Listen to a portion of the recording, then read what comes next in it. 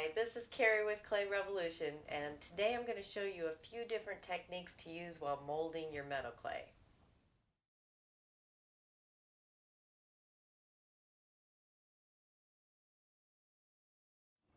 Okay, so I have a few different types of molds for you to look at here, and I'm going to show you a couple different ways to use them. Each mold that you use is going to create a little bit of a different look, and sometimes you'll have a technique that you like to use that may or may not work with a different type of mold. So I'll talk through these just a little bit here.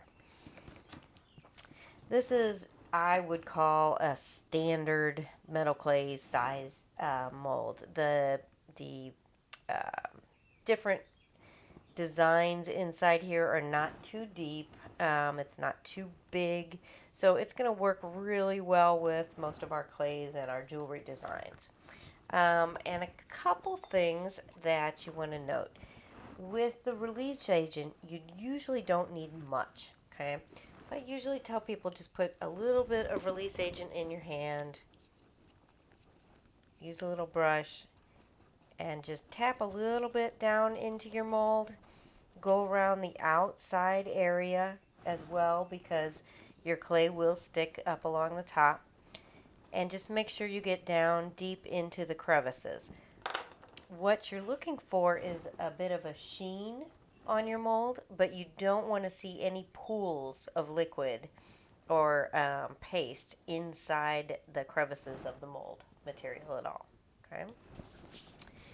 Then some of the techniques that you can use include just using your finger to press the clay down. Oops, let's get some of that release agent off my hand there so I don't get my clay too sticky. I usually will put my clay into the shape that I'm going to be molding. Take my finger and press it until I kind of feel the surface of the top edge of the mold is level with my finger.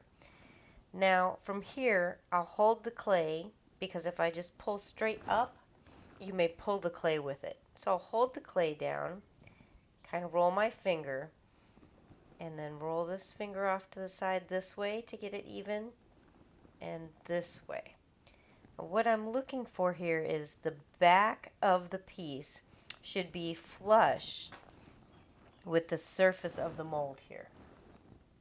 Okay, do a little more pushing, just make sure that's nice and flat. And now I can use my finger, just peel away some of this excess clay from the sides, put that away. And I can turn this over, kind of roll, and my piece will pop right out of there. From this point, I can use a needle tool and cut those edges a bit cleaner away from my shape. Or I can dry it and sand them away. I usually prefer trying to keep the clay moist so that I can use it again. Okay, so that's one technique. Now, I'll show you another one. Some people have a little trouble using their fingers to do the back of that. So another way that you can do that is to use a clay roller. So again, you're going to put your clay into the shape that you want, put it down here and press it in lightly just so that it stays in place. Then use the clay roller to lay it down nice and flat on the back. Again, turn it over, pop it out, and cut the excess away. Okay. You can also, if you like, you can leave your clay in the mold to dry. You can peel away as much extra as you can.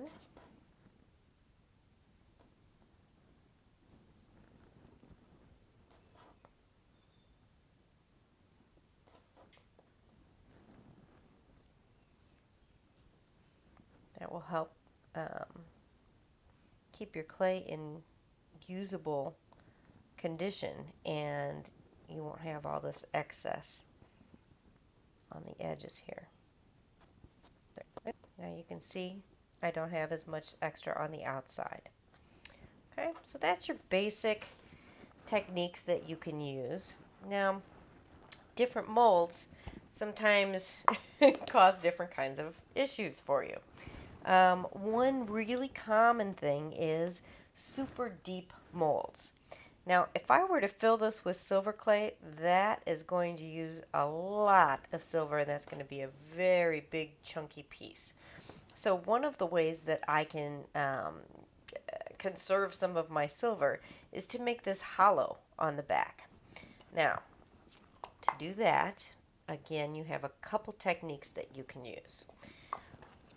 Again, we're going to put a little bit of release agent in here, just a bit.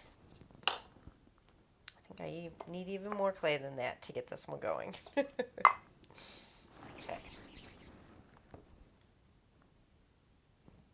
Okay, so I'm going to use basically the same technique to get it started so that I can feel that the clay has filled all of the design crevices in that mold. Okay, so I can kind of feel with my finger that that has happened now. Now my goal is to get the back of this to come out. So I'm going to start by taking away some of this excess.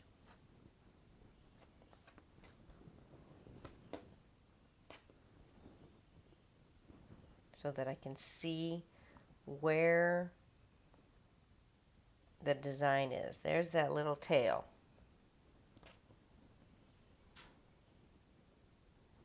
Right there. So I just wanted to make sure that I don't remove any of the design of that little pig. Okay. So now I know where the edges are. I'm going to, again, use my finger, press straight down into the center. And I'm going to even it out on the other side. You can see kind of it's shallow here. I'm going to even it on that side. Helps if you have short fingernails for this. Oh, another thing that you could use would be a tool like this. In this particular shape, that probably is going to be a lot cleaner for me. So I'm going to go ahead and do that. Okay. Remove the clay. Now, the tricky part. So, and now I can kind of clean that up a little bit after I did that removal. The tricky part is if I pop this out of here wet and lay it flat, the middle is still a nice big concave shape or convex shape. It's going to want to slump back down. Okay, so what you would do is to dry that, you're just going to take a little form or a little piece of paper, usually works just fine. Okay, and you're going to use that to support the inside of that while it's drying. So let me show you how that would work.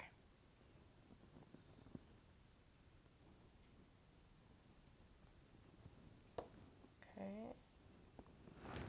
Oh, isn't he cute?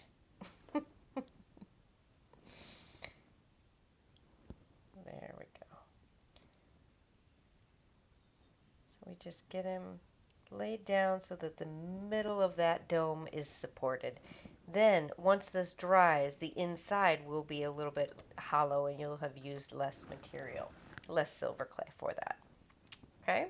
Another couple things to consider when you're looking at the molds. For those of you that like to set stones into molds, these types, this is what you're looking for in a mold, basically. The center of this has a really deep area. That is ideal for setting a stone in. So you're not going to want to, as an example, like the tips of this, those are going to be shallow in your clay. The deep spots in the mold are going to be deep parts of clay, so that holds a stone better. So let me show you what that looks like. We'll use just the center of this one real quick for you. I didn't do a very good job with the mold on that one, but you can tell that there's a lot of clay in this central part. That's going to accommodate Let's see if I can measure that for you. It was about here. That's going to accommodate a very deep stone. So you're looking for deep parts of the mold to set your stones in your design. Okay?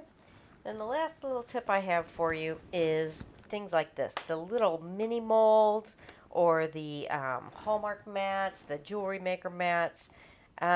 These are a little bit different to work with as well. Let me get this one cleaned out a little bit here, and I will show you what I mean. So the images inside are very, very, very small. And, trying to use your big finger, I always call them my big fat fingers, to just press this into that, you're going to end up, with so much extra material around every piece that it's going to take a lot of time and a lot of cleanup work. So the best way to use these is to really do a few at a time or to run your finger across them. Okay, so I'll show you what I mean. Kind of like that. You just go back in and fill each one with the material, with the clay that's on your finger. I pulled that one up while I was doing it. So then, once you've got those a little bit filled, then I use a clay scraper to even them out better. And there's a bit of a trick to that. The first couple times you do it, it'll take you a little bit to practice. You want this at an angle pretty flush with the mat, okay? You don't want to go straight up and down. If you go, I'll show you what that does. If you go straight up and down, it tends to curl the edges more. Let me do it on a fresh one here, see if I can show you. Yeah, see how I pulled that edge up a little bit? Okay, so you want to be at a bit of a flatter angle when you do it.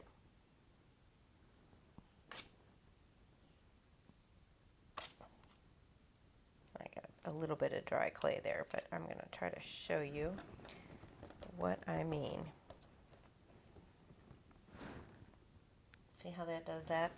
Then, most of these you can just pop out from here and use them immediately in their shapes. Most of them will hold. I got that pretty thin, but you'll see what I mean. Okay. Some of the really tiny ones that have just little lines, like a dragonfly body, is super tiny. That you're going to want to let dry in the mold and then just pop it out of the mold when it's dry. It's going to keep its shape without breaking nearly as much. Okay, and basically the same principle applies to these. You can use your finger to just rub them across like that. Pop that out of there.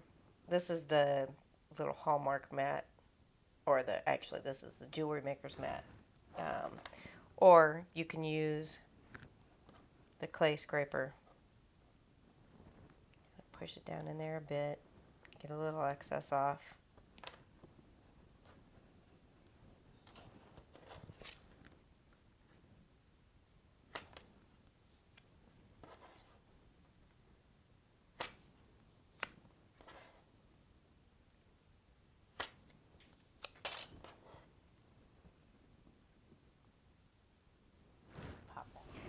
Really, there's no right or wrong way to use any of the molds.